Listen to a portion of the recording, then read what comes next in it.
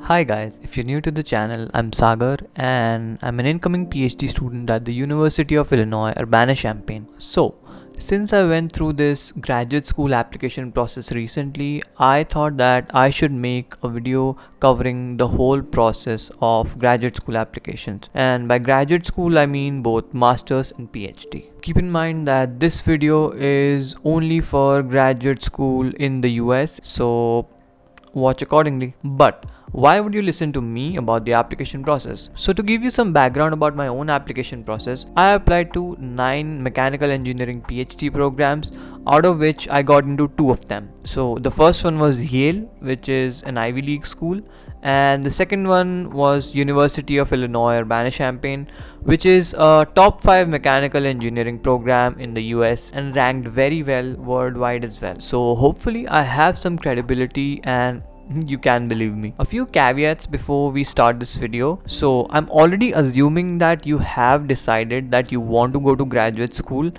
because whether graduate school is for you or not and whether you want to pursue masters or a PhD is an entirely separate video altogether, and which I might make sometime in the future, so subscribe. Another thing is that in this video I'm just covering the whole process from first to the last step, so I won't be able to go into much detail for each step because that would require separate videos. I'll make those videos as well sometime in the future. Okay, so I just quickly want to jump in and tell you that in this video I'll be covering a total of 8 steps which will cover the whole application process, and those steps would be listed here somewhere right now on the screen. I would also put the timestamps in the description box, and I would also try to put the timestamps on the video if it's possible. So let's get into it. Alright, so firstly you should have some basic idea of the field you want to apply into, right? It could be some specific subfield of your major, or whatever field you want to apply into. For example, my field was complex fluids, so I was only looking for groups and I was only applying to groups who were doing research in either active matter or complex fluids or things related to them, right?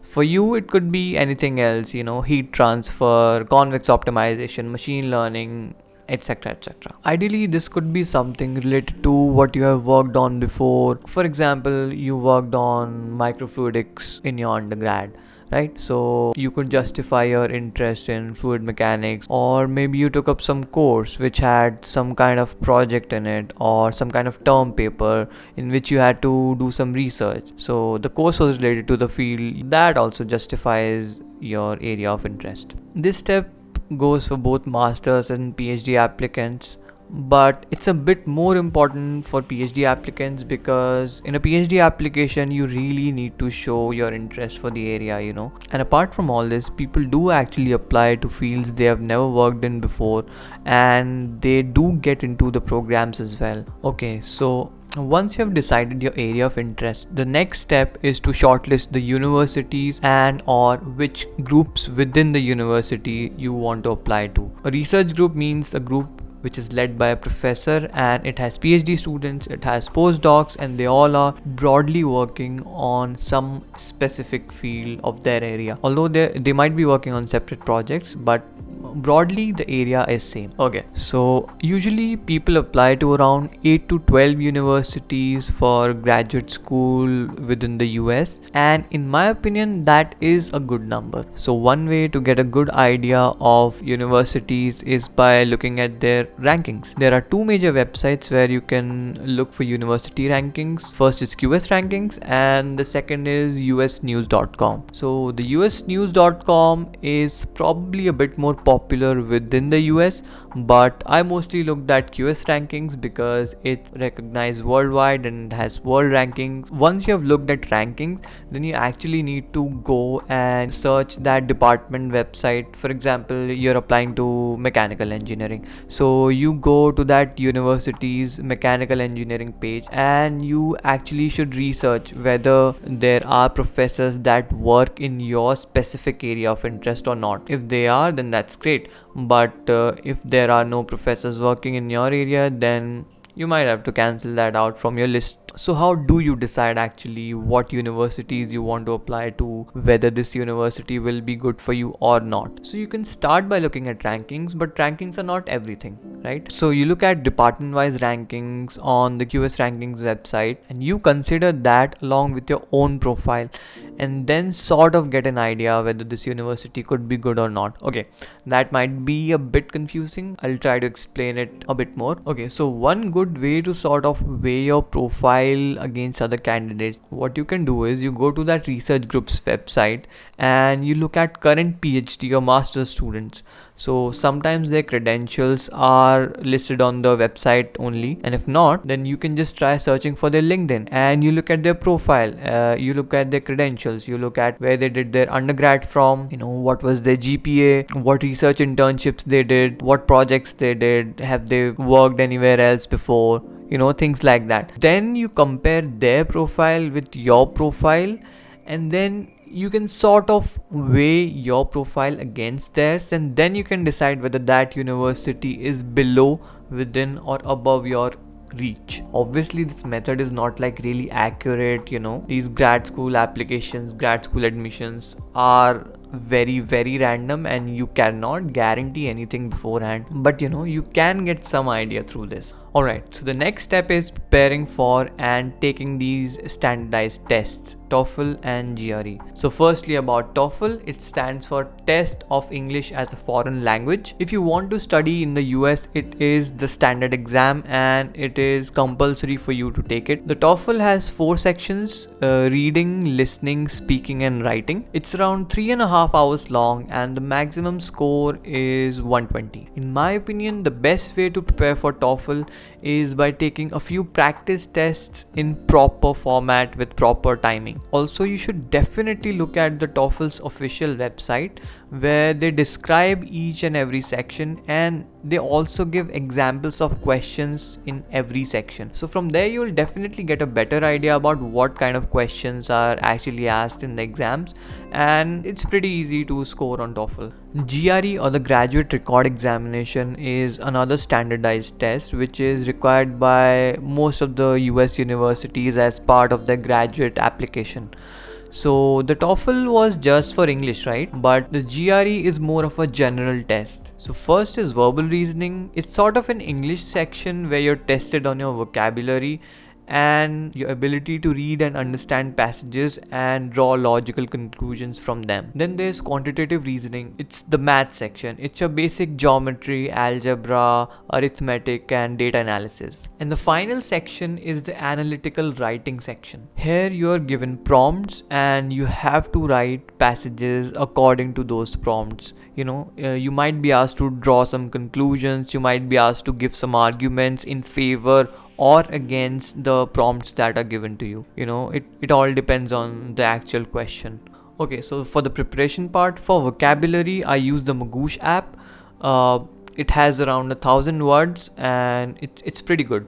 For math and writing sections, the best way to prepare is again by practicing similar questions in proper format while timing yourself. There are lots of online resources where you can get these tests and you can get similar questions and you can practice them from there. It's really important to time yourself while you're practicing these questions or you're practicing the mock test, because even if the questions seem easy to you, it might be difficult to complete them within the allotted time. So always time yourself while you're practicing the question. And once again, I want to mention that this is just the introductory video covering all the steps, and for detailed content about how to prepare for TOEFL, how to prepare for GRE, what are the tips and tricks to take those tests, what are my scores, I will make an entirely separate video, so stay tuned for that. Oh, also one last important point for this section is that a lot of universities waived the GRE requirement for the fall 2021 semester, and it is possible that they might waive it for the semesters as well, but definitely you cannot take my word for it, and you have to wait for the university's decisions. But in any case, not all universities waive the requirements, so it's always good to take the GRE if you can. So you need to make a CV or a resume or whatever you want to call it for your application. Most schools ask you to directly upload a CV on their portal, on their application portal, and some might ask you to type out information in their specific question boxes. In any case, you must make a CV. So basically, a CV contains information about your experience, your projects, your courses, any awards you won, blah blah blah. So you can easily make one in Microsoft Word or Google Docs, but I would definitely recommend using LaTeX for aesthetics and formatting purposes. What you need to do is just pick one LaTeX format. There are tons and tons of CV formats or free templates available online. You just pick one of them. You can put in your information, format it as you like, and just make it your own. In my case, I use a template called Awesome CV. It's also available online. If you want to use it, just go ahead. You can just use whichever template you like. Again, what things you should put in a CV, what you should not, the tips and tricks, separate video. Writing your statement of purpose or your SOP is arguably the most important part of your application, and you have to really work hard on it, and you have to give proper time to it. You have to go through different iterations and on and on. Basically, I'm trying to emphasize the importance of this essay or statement of purpose. So first of all, what is a statement of purpose? So this essay is basically your story, your own unique journey. What all have you done up to this point when you're applying for graduate school? Through this one document, you have to convince the admissions committee that you are a suitable candidate for this program and that you show promise for success in your graduate studies. So SOPs are usually 1.5 to 2 pages long in the proper formatting. Font size is 12, it's Times New Roman, single line spacing, blah blah blah. So what is the content of an SOP? So the most important part of your SOP is your experience. Any internships you worked on, any projects you worked on, any research you did, and what skills you learned while working on these projects or research, and how that experience shaped you as an individual, how that motivated you to pursue graduate studies. Also, another important part of your statement of purpose is that how your experience, whatever you have worked on, how it relates to the area of interest that you are applying to, how it relates to the research of that professor whose group you're applying to. That's really important. If they see that there is a connect, there is some relevance, it proves that you're a better candidate. Definitely mention in your SOP any kind of peaks that you have in your application. For example, if you published any papers while doing a research, if you went to a conference to present your work while doing your research, so those are the kind of peaks that the admissions committee is looking for, that makes you stand out as a candidate. There is no set formula for writing an SOP, because it's unique to every person. You just need to present your case in the best possible way. Whatever you worked on, whatever circumstances you faced, you need to present your story in the best possible way and how it shaped your decision to pursue graduate studies. Another thing is that some universities also have specific questions that they want answered in your statement of purpose.